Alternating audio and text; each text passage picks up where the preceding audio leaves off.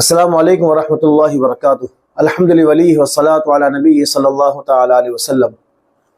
محترم سامعین کرام، ماہ مبارک کی آمد ہے۔ رمضان کا مہینہ رحمتوں کا مہینہ ہے، عبادتوں کا مہینہ ہے۔ اس مہینے میں انسان اپنی عبادت کو، ریاضت کو بڑھا دیتا ہے اللہ کو راضی کرنے کے لیے۔ اس مہینے میں اللہ پاک نے ایک فریضہ مسلمانوں پر عائد کیا ہے جسے روزہ کہتے ہیں، کہ روزہ صبح صادق سے لے کر غروب آفتاب تک اپنے آپ کو کھانے پینے اور بیوی سے مجامعت کرنے سے بچانے کو کہتے ہیں۔ روزے کے تعلق سے بہت ساری غلط فہمیاں لوگوں میں ہے کہ روزہ کس سے فاسد ہوتا ہے، کس سے فاسد نہیں ہوتا، اور لوگ پریشان ہوتے ہیں مسائل معلوم کرنے کے لیے رمضان کے مہینے میں۔ لہٰذا آپ حضرات کے سامنے میں ابھی فی الحال ان مسائل کو بیان کروں گا کہ جس سے روزہ فاسد نہیں ہوتا ہے، اور اس کے بعد والی ویڈیو میں وہ مسائل بیان کروں گا جس میں یہ کہ روزہ کس چیز سے فاسد ہوتا ہے، اور فاسد اگر ہوتا ہے تو اس سے کفارہ آئے گا یا صرف قضا آئے گی۔ تو شروع کرتا ہوں اس بات سے کہ روزے میں نیت یہ فرض ہے، ضروری ہے، اور نیت کہتے ہیں دل سے ارادہ کرنے کو۔ زبان سے جو لوگ نویت عصومہ وغیرہ جو پڑھتے ہیں یہ مستحب کے درجے میں ہے۔ اگر آپ کو آدمی زبان سے نیت نہ کرے، صرف دل سے نیت کر لے کہ میں اللہ کو راضی کرنے کے لیے روزہ رکھتا ہوں، تو یہ کافی ہو جائے گا۔ بلکہ فقہاء نے لکھا ہے کہ انسان صبح سحری کے لیے اٹھتا ہے تو سحری کے لیے اٹھنا یہ بھی نیت ہی کے قائم مقام ہے۔ اب فرض روزے میں اور نفل روزے میں نصف النہار شرعی سے پہلے نیت کرنا ضروری ہوگا۔ نصف النہار شرعی کہتے ہیں کہ صبح صادق سے لے کر غروب آفتاب تک کا جو درمیانی وقت ہے، صبح صادق سے لے کر غروب آفتاب کا جو بالکل درمیانی وقت ہے اسے نصف النہار شرعی کہتے ہیں۔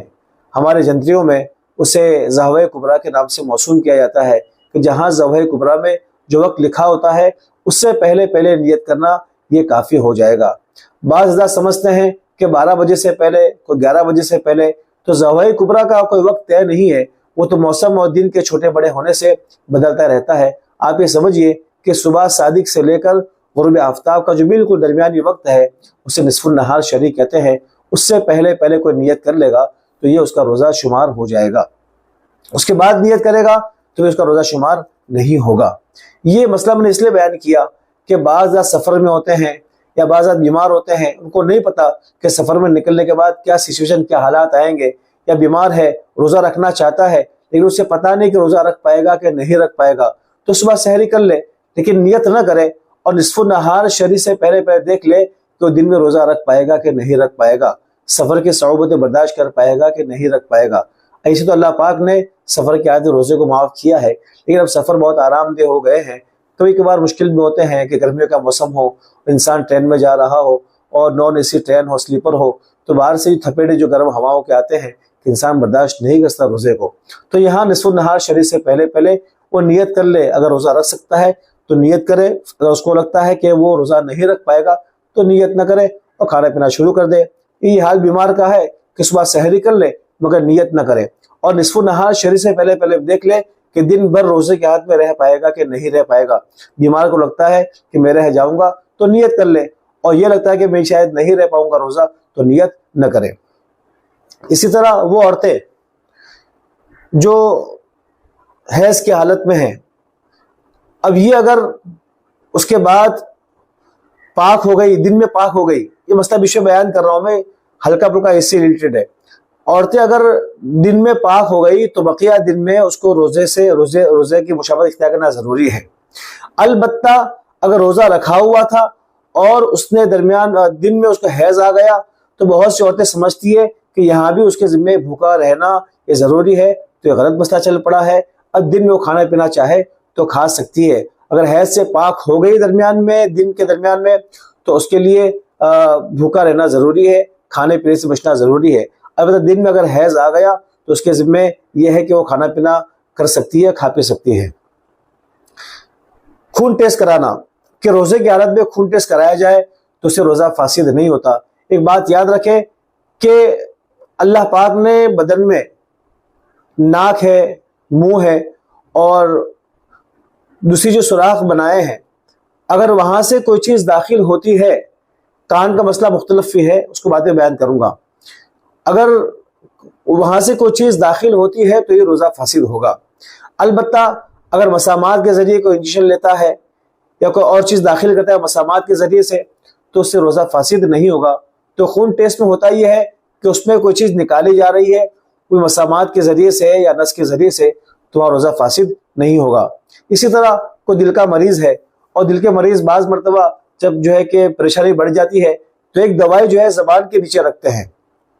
اب اگر زبان کے نیچے دوائی رکھی ہے اور وہی تحلیل ہو گئی ہے اس کا عرق حلق سے نیچے نہیں اترا ہے تو روزہ فاسد نہیں ہوگا۔ البتہ اگر اس کا عرق حلق سے نیچے اتر گیا ہے تو روزہ فاسد ہوگا۔ عام طور پر اس کا عرق حلق سے نیچے اتر ہی جاتا ہے، لہٰذا پریشانی میں اگر دوائی رکھی ہے تو روزہ فاسد تو ہو جائے گا، البتہ صرف قضا آئے گی، کفارہ نہیں آئے گا۔ اسی طرح انجیکشن لگوانا، کوئی ابھی سوئی لگواتا ہے تو سوئی لگوانے سے بھی چونکہ براہ راست منہ سے یا پاخانے کے راستے سے کوئی دوائی نہیں چڑھائی گئی ہے بلکہ اور مسامات کے ذریعے سے یا رگوں کے ذریعے سے دوائی پہنچائی گئی ہے تو اس سے روزہ فاسد نہیں ہوگا۔ گلوکوز چڑھانا، بیمار ہو گیا ہے، بخار آ گیا، کمزوری بہت زیادہ آ گئی ہے تو گلوکوز چڑھوا جائے تو اس سے روزہ فاسد نہیں ہوتا ہے۔ البتہ کوئی آدمی صرف طاقت بڑھانے کے لیے گلوکوز چڑھاتا ہے تو یہ اس کا عمل مکروہ ہے۔ اسی طرح ڈائلیسس کرانا، کوئی آدمی پیشنٹ ہے ڈائلیسس کا تو دن کے وقت میں وہ بغیر کسی شک و شبہ کے ڈائلیسس کرا سکتا ہے۔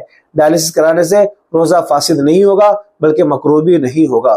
اسی طرح کسی کے سانس پھولنے لگی اور اس نے آکسیجن لگا دیا، وہ جو کور ہوتا ہے ناک میں لگانے والا، تو اس میں خالص ہوا ہوتی ہے تو اس سے بھی روزہ فاسد نہیں ہوگا۔ اسی طرح بلا اختیار کے راستے میں چل رہا تھا اور اس کے حلق سے بلا اختیار مکھی یا مچھر حلق سے نیچے اتر جائے تو اس سے بھی روزہ فاسد نہیں ہوتا ہے۔ اسی طرح اگر کوئی دھواں، کوئی آگ جل رہی تھی اور دھواں بلا اختیار حلق سے نیچے اتر گیا تو اس سے بھی روزہ فاسد نہیں ہوگا۔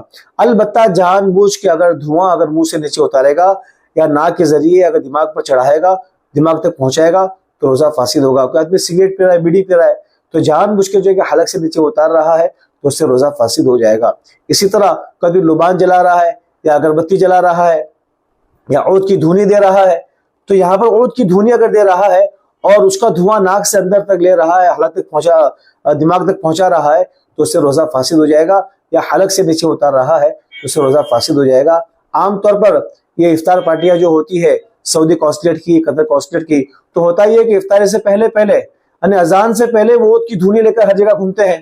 اب ان کا مسئلہ جو بھی ہوگا کہ ہمارے بہت سے حنفی حضرات وہاں ہوتے ہیں اور خوشبو سونگتے رہتے ہیں تو یہاں تو حلق سے جو ہے کہ دھواں نیچے اتر جائے گا تو اس سے روزہ فاسد ہو جائے گا۔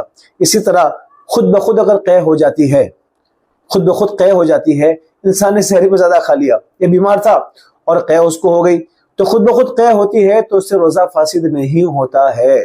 وضو ٹوٹتا ہے، وضو، روزہ نہیں ٹوٹتا۔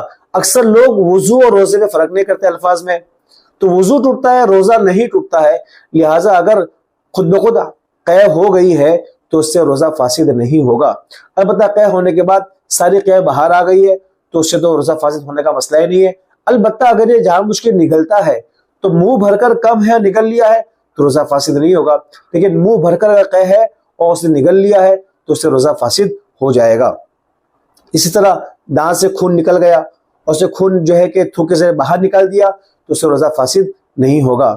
اسی طرح حالت جنابت میں کوئی آدمی صبح کرتا ہے کہ رات کو احتلام ہو گیا تھا، اس کو نائٹ فال ہو گیا تھا، یا کہ بیوی سے جو مجامعت کر لی تھی اور صبح نہانے کا اس کو موقع نہیں ملا تو اس نے سحری کر لی اور روزہ شروع کر دیا کہ مکروہ تو ہوگا لیکن اس سے روزہ فاسد نہیں ہوگا۔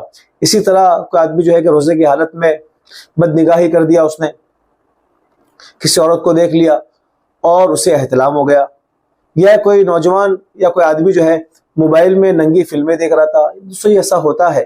ایک صاحب کا مجھے فون آیا صبح 8-9 بجے اور کہا کہ مجھ سے میرا روزہ جو ہے کہ مسئلہ ہو گیا ہے۔ میں کیا مسئلہ ہوا؟ کہا نماز پڑھ کر آیا، میں نے موبائل کھولا اور جو ہے کہ ننگی چیزیں دیکھنا میں نے شروع کر دیا اور یہ دیکھتے دیکھتے میرا احتلام، مجھے انزال ہو گیا، میری منی نکل گئی۔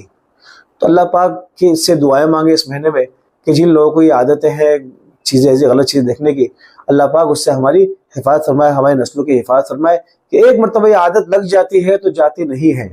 کسی موقع پر ایک عرب نوجوان کا واقعہ سناؤں گا انشاءاللہ میں۔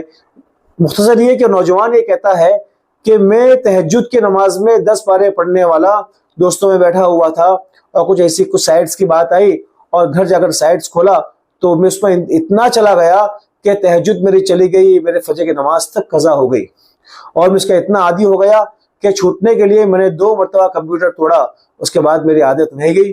اس کے بعد میں اللہ سے خوب مانگا، خوب رویا، اور حتی الامکان تنہائی سے بچنے کی کوشش کی میں نے، تو اللہ پاک نے آج مجھے اس گناہ سے بچا لیا۔ اب دوبارہ میں تہجد میں 10 پارے روزانہ پڑھتا ہوں میں۔ تو یہ بہت خطرناک بیماری ہے ننگی فلمیں دیکھنے کی، لہٰذا اپنے کو بچائے، اپنے اولاد کو بچائے۔ بچوں کے ہاتھ میں موبائل دیا ہے تو اس کو اس موڈ پہ کر دے کہ ایسی چیزیں بالکل نہ آئے، یا آپ موبائل کی باقاعدہ تحقیق کرتے رہے، دیکھتے رہے کیا بچے دیکھتے ہیں کیا نہیں دیکھتے، تو انشاءاللہ ہمارے بچوں کی حفاظت ہوگی۔ تو کوئی آدمی اگر ایسی چیزیں موبائل میں دیکھتا ہے اور اس سے اگر انزال ہو جائے تو روزہ فاسد نہیں ہوگا، مکروہ ضرور ہوگا، روزے کی برکات سے محروم ہو جائے گا، یہ روزہ فاسد نہیں ہوگا۔ اسی طرح اگر کوئی آدمی نے سحری کھائی تھی اور پھر فجر کی نماز کے بعد، صبح صادق کے بعد اگر دانت سے کوئی چیز نکلی کھانے کی، اب اس نے نگل لیا، اب دیکھا جائے گا اگر چنے کی مقدار یا اس سے کم ہے تو روزہ ہو جائے گا، اس سے بڑا دانہ تھا تو روزہ نہیں ہوگا۔ اگر باہر نکال کے پھر نکلا تو چاہے چنے کی مقدار سے کم ہو چاہے زیادہ ہو، روزہ فاسد ہو جائے گا۔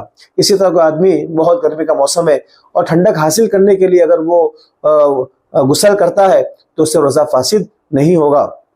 بہت سخت پیاس لگی ہے، بہت محنت کر کے آیا ہے اور اس نے کلی کی، اور کلی کرنے کے بعد اسے پانی پھینک دیا، پھر جو تری رہ جاتی ہے اور اس نے اس کو نگل لیا تو اس سے روزہ فاسد نہیں ہوگا۔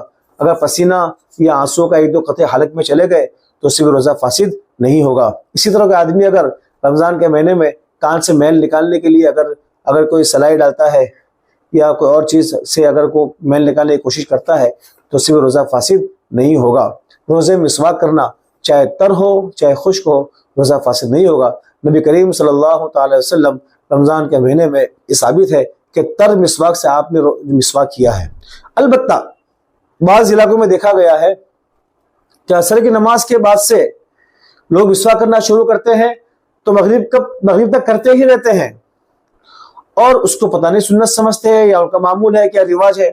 تو سمجھ لیجئے کہ مسواک کے خاص مواقع ہیں کہ قرآن پڑھنے سے پہلے، کس سے بات کرنے سے پہلے، یا جو ہے کہ نماز پڑھنے سے پہلے وضو کرتے ہوئے، یہ ایسے موقعوں پر مسواک کرنا سنت ہے۔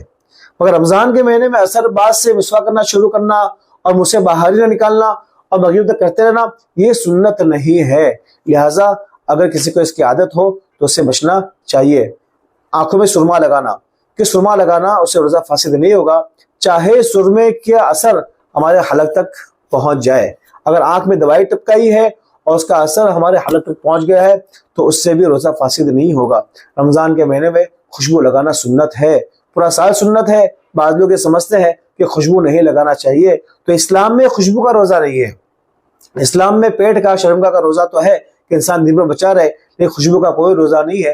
رمضان کے مہینے میں خوشبو آدمی لگائے تو اس سے کوئی مسئلہ بنتا نہیں ہے۔